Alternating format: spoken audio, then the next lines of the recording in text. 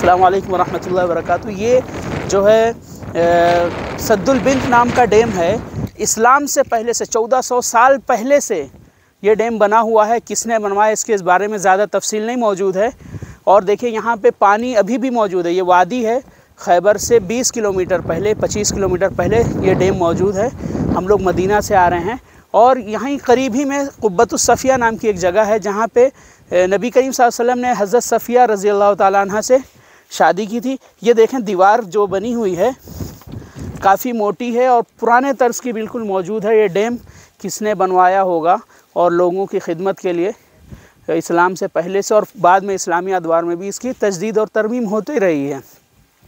यहीं पे नबी करीम सल्लल्लाहु अलैहि वसल्लम ने अपना वलीमा भी किया था, जो शादी हज़रत सफ़िया रज़ियल्लाहु ताला अन्हा से की थी। और साथ में हज़रत अनस और अबू तलहा वग़ैरह, अबू तलहा रज़ियल्लाहु ताला अन्हुमा वग़ैरह मौजूद थे, जैसा कि बुखारी। और यहीं पर आप सल्लल्लाहु अलैहि वसल्लम ने समझो आराम किया और हज़रत सफ़िया रज़ियल्लाहु ताला अन्हा उस वक्त तक समझिए मुसलमान या उस शादी से पहले से मुसलमान हुई, क्योंकि उनके वालिद जो हैं वो यहाँ पे खैबर में सरदार थे और उनके शौहर भी कत्ल हो गए थे। और आप सल्लल्लाहु अलैहि वसल्लम ने उनकी आज़ादी को महर के तौर पर इस्तेमाल किया था। अस्सलामु अलैकुम वरहमतुल्लाह।